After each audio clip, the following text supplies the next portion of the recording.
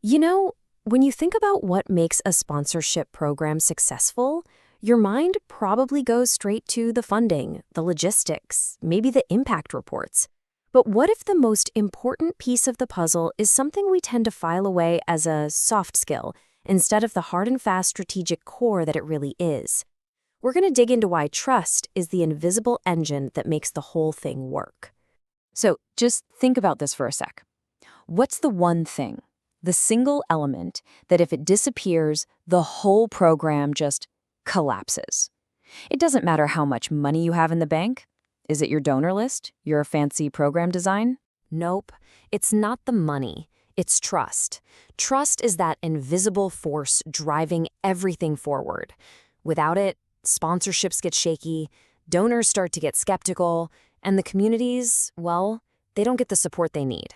It's literally the bedrock of success. So let's really get into why trust is so foundational. This isn't just some nice-to-have feeling. It's the actual currency of the relationship between everyone involved: the sponsors, the nonprofits, and of course, the communities they're there to serve. A great way to think about trust is that it's the connector. It's the bridge that makes sure a sponsor's donation doesn't just stay a number on a spreadsheet, but actually becomes a real, tangible, meaningful outcome for a community. It's the glue holding the entire thing together. And look, this isn't just a one-way street. Trust impacts everyone. For sponsors, it's all about confidence, knowing their money is being used well. For communities, it builds belief in the program, which means they'll actually engage with it. And for the nonprofits themselves, trust is the key to their credibility and their ability to build strong partnerships. Okay, so if trust is so darn important, how do we actually build it? Well, the good news is it's not some kind of magic. You can build it systematically. It really comes down to three core pillars. So let's jump into the first one. Pillar number one is all about transparency. And really, all this means is operating in a way that's clear and honest. It's about pulling back the curtain and not being afraid to show how things really work. And we're not just talking about saying you're transparent. We're talking about real, concrete actions. It means sharing financial reports that people can actually understand. It means publishing real data about your impact, not just a few feel-good stories. And when you do things like provide real-time updates or get verified by a third party like GuideStar, well, that's just a huge credibility boost. All right, pillar number two, engagement. This one requires a pretty big mindset shift. It's about moving away from doing things for a community and starting to do things with a community. And believe me, that one little word change makes all the difference. So, what does that look like in the real world? It's about building trust from the ground up by actually respecting local culture, not just coming in with outside ideas. It means you're bringing residents into the planning meetings, giving them a real say in the decisions. That creates ownership.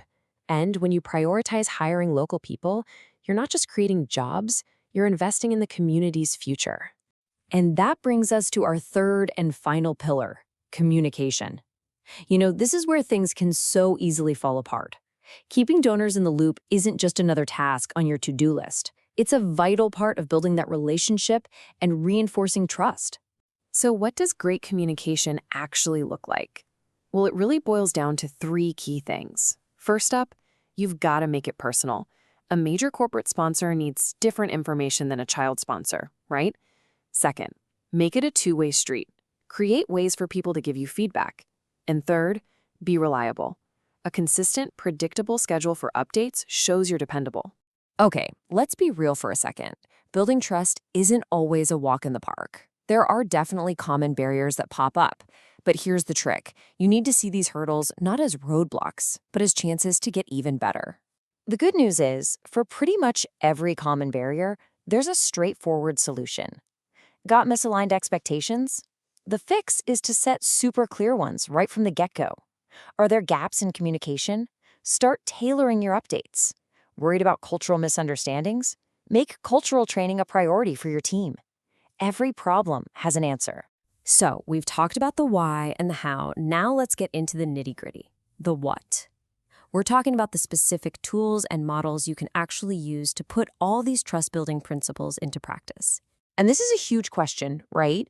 Because the model your organization chooses to use has a direct, measurable impact on your ability to build and keep that trust with your sponsors. Take a look. A model like direct child sponsorship creates a really powerful personal connection, so its trust potential is super high. Community-based models, they're fantastic for creating sustainable change, but you need to be a great storyteller to connect donors to the impact. Then you've got hybrid models, which can give you the best of both worlds, but they can also be a lot more complicated to manage. And you know what can be a total game changer here? Technology. The right platform can seriously boost transparency, letting you track funds in real time. It can completely streamline your communication through automation and personalization. And at the end of the day, it builds digital trust by keeping donor data safe and creating a professional, seamless experience. Whew, okay, we have covered a ton of ground. So let's bring this all home and wrap it up with a clear, simple action plan you can use to make trust the absolute center of your own program. But before we get to that checklist, I want to share this one thought that really sticks with me. Authenticity strengthens relationships and builds trust. It's about remembering that being real, being honest, even when you have to talk about setbacks, is how you forge those rock-solid, lasting connections. All right, so here are your next steps, the stuff you can start thinking about today. First, take a hard look at your communication strategies. Then prioritize consistency. Seriously, sponsors would rather have reliable updates than perfect but rare ones. Make sure your whole team is trained on why transparency is so crucial.